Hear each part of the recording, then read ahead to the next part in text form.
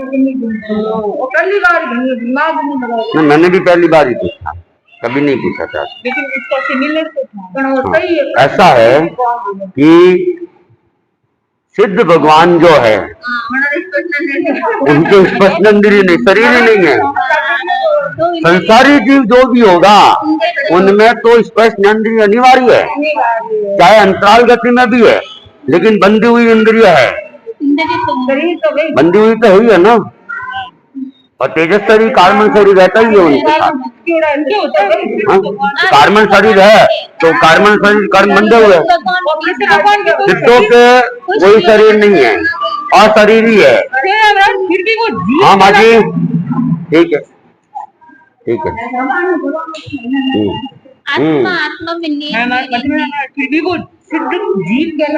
जीव तो ही है ना, मोक्ष नौ तत्व है ना, जीव तत्व, अजय तत्व, पुण्य पाप आश्रय समन निर्जर मोक्ष। मोक्ष क्या है? सिद्ध भगवान सारे मुक्त है, वो मोक्ष कह है ना। अपन वंदना करते हैं ना, नमो सिद्धानम, सिद्धों को वंदना। तो जितने उनके गुण गाए जा रहे थे, वो सिद्धों की उनके गुण उनमें मौजूद है, उनकी आत्मा में मौजूद है, केवल ज्ञान उनमें मौजूद है। केवल ज्ञान तो आत्मा के बिना रह ही नहीं सकता है। आत्मा का जो शुद्ध स्वरूप एकदम पवित्र और कर्म मुक्त जो रूप है वो सिद्ध है ना। इसलिए सिद्धों के कोई शरीर नहीं होता है, इसलिए स्पर्शेंद्रिय भी नहीं होती है। संसारी जीवों तो स्पर्शेंद्रिय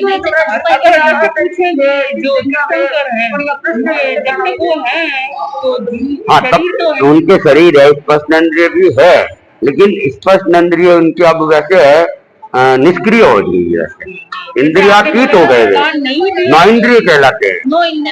जो अरिहंत भगवान यहाँ पर मौजूद है उनको हम नौ इंद्रिय कहते हैं, क्योंकि उनको अब इंद्रियों के इंद्रिय तो है उनके, हाँ, लेकिन उसकी उपयोगिता अब उनके लिए नहीं।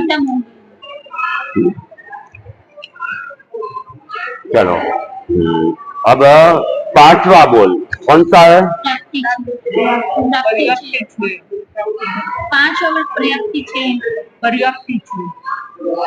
कुछ फर्क है क्या? कुछ फर्क है क्या दोनों में?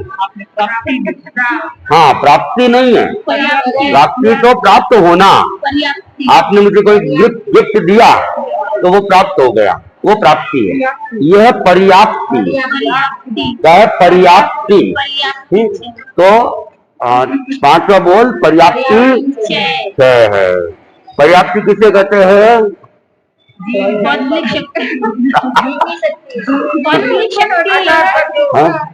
जब आप कोई नहीं बताओगे ना, यशोदा तो फिर गएंगे, यशोदा एकदम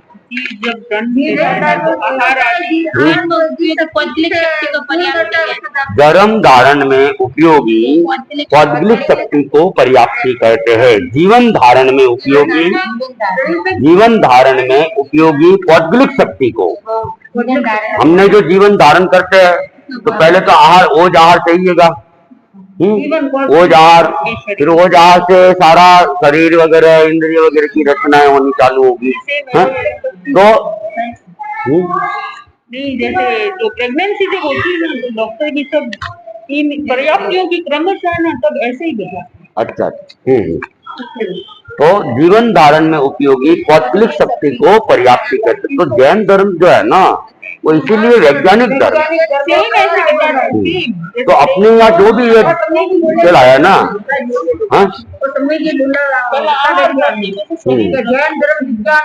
हाँ विज्ञान से, क्योंकि अपने जो आगमों में जो बातें कही है ना उस पर विज्ञान काम कर रहा है, समझो ना। और बहुत सारी चीजें जैसे अवधि ज्ञान, अवधि ज्ञान को हम आज की भाषा में, आज हम अवधि ज्ञानी है आज की भाषा में, हमारा भीतर का अवधि ज्ञान नहीं, हमारे पास बाहर का अवधि ज्ञान है। जैसे आपके पास में मोबाइल है, आपने वीडियो कॉलिंग की, दीवार के पीछे आप अमेरिका हो, आप लंदन में हो, लेकिन वीडियो कॉलिंग से आप आमने सामने हो रहे हो।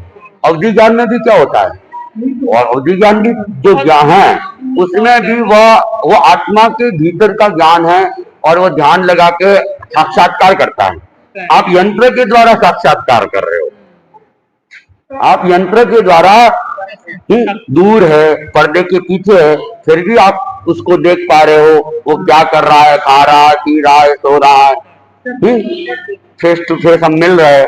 जबकि हमारे से हजारों किलोमीटर दूर है, फिर भी हम फेस टू फेस मिल रहे हैं।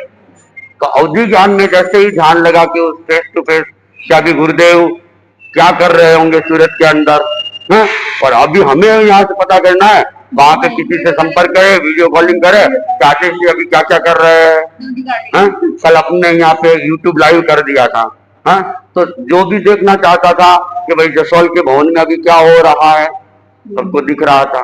तो वो एक तरह से क्या हो गया, अवधि ज्ञान का एक रूप हो गया, समझे ना भाई। अवधि ज्ञान मतलब विज्ञान ने उस अवधि ज्ञान के ऊपर एक काम करके साक्षात्कार करना तो सिखाया ना यंत्रों के द्वारा। अब पुराने जमाने में मंत्रों के द्वारा उड़ जाते थे, लब्धि के द्वारा उड़ जाते थे, विज्ञान ने उसे हवाई जहाज का निर्माण करके वो चीज मतलब जो शास्त्रों में, भारतीय शास्त्रों में, साहित्य में जो बातें आ रही है उसको विज्ञान अपने ढंग से, हाँ वो आत्मिक शक्तियों से थी, ये यांत्रिक शक्तियों से। तो अभी इसके ऊपर भी काम चालू है। अपना जो मन परिज्ञान है, मानसिक भावनाओं को पहचानना, इसके ऊपर भी विज्ञान का काम चालू है, और वह यंत्रों के द्वारा ही पकड़ लेता है। अपन कहते हैं कि भगवान महावीर ने जो भी उपदेश दिया उन्होंने अर्धमागधी भाषा में दिया, लेकिन तुम्हें हिंदी आती है, तुम्हें वो हिंदी में ही सुनाई दे रहा है, और पशु पक्षियों को पशु पक्षी की भाषा में सुनाई देता है, देवताओं को उनकी देवनागरी भाषा के अंदर सुनाई देता है। और आज मोबाइल क्या करता है, आपका कोई भी लेक्चर है, आप लैंग्वेज सेलेक्ट कर दो, वो उस लैंग्वेज में बोलना चालू कर दो। हाँ हाँ, तो उसमें अपनी अपनी लैंग्वेज में ही वो सारी चीजें सुनाई देगी। तो ये बात तो जन दर्शन पहले ही कह रहा था कि तीर्थंकरों की वाणी सबको अपनी अपनी भाषा में, ट्रांसलेशन की बात उस समय चल रही थी, विज्ञान ने वो काम किया है। विज्ञान अब उन लिपियों को भी ट्रांसलेट कर लेता। आपका हिंदी लिखा हुआ है और वो सीधा इंग्लिश में ट्रांसलेट होके आ जाएगा हाथों हाथ ही, सेकंडों के अंदर। कोई मैसेज आया भाई इंग्लिश में, आपको समझ में नहीं आ रहा है, आपने उसमें डाल दिया और वो हिंदी में ट्रांसलेट हुआ, आप उसको समझ जाते हो। समझे ना? हाँ, तो लैंग्वेज को ट्रांसलेट हो रहा है। तो ये सारी बातें तो हमारे शास्त्रों के अंदर पहले से आई हुई है। हाँ, अब विज्ञान अब कहने लग गया कि नहीं पहाड़ भी बन रहे, बढ़ रहे हैं, और ये पहाड़ तो अभी अपने शिशु काल के अंदर है, इतनी उम्र अभी तक इतनी है, ये पहाड़ इतने वर्ष पहले इस रूप में था। हाँ, अपन उसे पिछली कह रहे हैं, पिछली की वृद्धि होती है, अबकाई की भी वृद्धि होती है। हाँ, तो साइंस पहले वनस्पति को भी जीव नहीं मानता था, वनस्पति को भी जीव मानने लग गया। तो पानी में भी वो उन्होंने जीवों को गिनना चालू कर दिया। तो साइंस जो काम कर रहा है वो प्राचीन साहित्यों के ऊपर काम कर रहा है और उसे वो प्रैक्टिकली सामने लाने का प्रयास कर रहा है। तो जन दर्शन, अब आप अभी कहते हो कि बच्चे को एक गर्भ से दूसरे गर्भ में ट्रांसलेट किया जाता है, पुरानी बात ये तो भगवान महावीर का जीव, खुद का भगवान महावीर का जीव है, हिरण्यगर्भ ने देवानंदा की कुक्षी से उठाया था। सुलसा के देवकी, महारानी देवकी के 6 जीव, उनको लेके सुलसा के गर्भ में रख दिए थे। माँ देवकी के 6 बेटे को लेके सुलसा के गर्भ में, और सुलसा के जो जीव होते थे मरे हुए, वो देवकी की कुक्षी में लाके रखे थे। गर्भ ट्रांसलेट उस समय भी हुआ था। तो अब ये अपन कह रहे थे आज हो रहा, आज नहीं, वो तो पहले भी हो चुका है। अपने विज्ञान ने तो इन 100 साल के अंदर ये आविष्कार किया। अपना साहित्य तो पुराना है, उसमें ये सारी बातें आ रही थी। मैंने उनसे बोला था, पढ़ते हैं तो पता चलता है कि तो कितनी अपनी वैज्ञानिक चीज है। अब वैज्ञानिक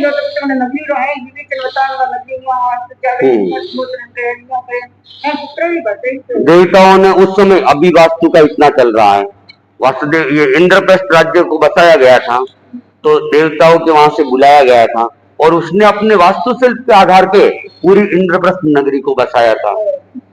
और वासुदेव वगैरह जो भी होते हैं उनकी नगरी को वही बसाते। भगवान राम जब वनवास में गए थे वो वहां पे 9 कोस या 9 योजन का गांव बसाया था, तो वो सब देवताओं ने बसाया था और पूरे वास्तुशिल्प के आधार पर बसाया था। तो सारा जो काम हो रहा है ना लगभग साहित्य, प्राचीन साहित्य, भारतीय साहित्य के ऊपर हो रहा है, उसे जैन साहित्य भी है, हिंदी साहित्य भी है, बहुत सारी चीजें है जो ज्ञान उत्पन्न कर रहा है। वो जैसे आहरक शरीर है, कब पुतला जाएगा फिर उसमें से पुतला निकलेगा, वो उत्तर लेके आ जाएगा, इतना लंबा तो बोलने में लगता है। और अपन कहते हैं कि सामने वाले को पता ही नहीं चलता है कि उत्तर किसी वहीं से मंगवाया गया है, पुतला वहां गया, वहां से अगर भगवान ने विहार कर लिया, गूगल की तरह सर्च करता है वो कहाँ गए तीर्थंकर, और वो दूसरा छोटा पुतला वहां सर्च करके जाता है और वहां से समाधान लेके पहले वाले पुतले में आता है, वो पुतला वापिस आहरक लब्धि वाले के यहाँ आता है और उत्तर दे देते हैं। अब अपने को लगता है इतना ऐसा तो गप्पोड़े, लेकिन अब आज देख लो अपन मोबाइल से अपन ने यहाँ से क्लिक किया, लंदन पहुंच गया उसी समय, हमने यहाँ से बोला शब्द वहां पहुंच गए उसी समय, समझे? डायरेक्ट भी तो जा रही है ना, अपनी बात हो रही है मान लो मोबाइल से, अपन यहाँ से बोल रहे हैं और उसी क्षण वो शब्द वहां पहुंच रहा है, वहां से बोल रहे शब्द यहाँ आ रहा है। हजारों किलोमीटर की दूरी है लेकिन सेकंडों के अंदर शब्द वहां से यहाँ आ रहा है, तो आत्मा की शक्ति तो अनंत है, क्या नहीं कर सकता है। अपन कहते हैं कि 14 पुरुधारी होते हैं, ये पूरा का पूरा विशाल समुद्र जितना ज्ञान होता है उनके पास में, लेकिन 48 वो महाप्राण ध्यान की साधना अगर वे कर लेते हैं तो 48 मिनट के अंदर उसका रिवीजन कर सकते हैं। आप कहते हैं ऐसे कैसे होगा? 14 पूर्वों का ज्ञान तो बहुत विशाल है। हमारी ऐसी जो लाइब्रेरिया है ना, ये हजारों लाइब्रेरिया भी कम हो जाए, उतना ज्ञान 48 मिनट में गप लगेगी आपको, गप लगेगा ना। ये पूरा भवन भरा हुआ है लाइब्रेरी से, और इस पूरे भवन की लाइब्रेरी में जितनी भी बुक है एक छोटे से मेमोरी कार्ड में अपन ले सकते हैं, छोटे से मेमोरी कार्ड में। अब अगर उसको पढ़ने के लिए हम जाएंगे कितना टाइम लगेगा? सालों के साल लग जाएंगे, 24 घंटे भी लगातार पढ़ते जाएंगे। और उतने विशाल ज्ञान को हम 1 मिनट के अंदर अंदर दूसरे मेमोरी कार्ड में ले लेते हैं। इसमें जितना ज्ञान भरा हुआ है वो सारा का सारा कॉपी किया, दूसरे मेमोरी कार्ड में आ गया, तो वो पूरा अंदर तो गया ही है ना। अब उसको खोलेंगे तो वो पेज निकालने चालू करेंगे तो ये पूरी लाइब्रेरी भर जाएगी। तो 1 मिनट में उसने ट्रांसलेट किया ही ना, तो उनका भी उसी रूप में पूरा ज्ञान का पुनरावर्तन वे कर लेते।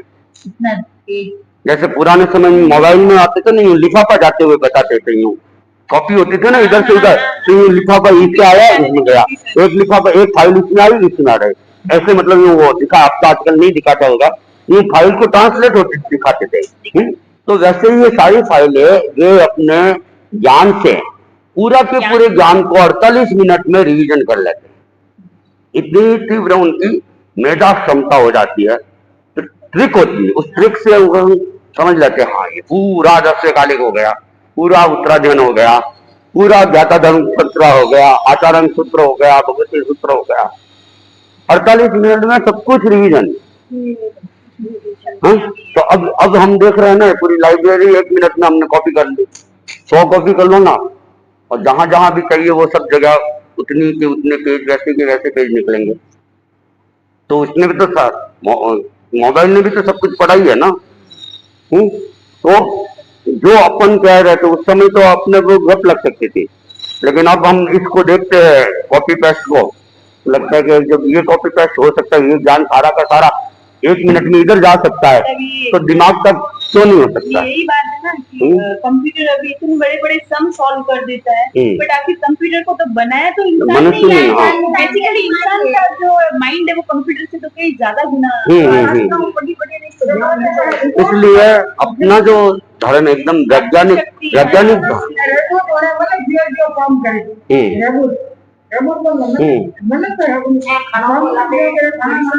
ऑपरेशन कर लेते हैं, आंखों के ऑपरेशन आजकल रोबोट से हो रहे हैं।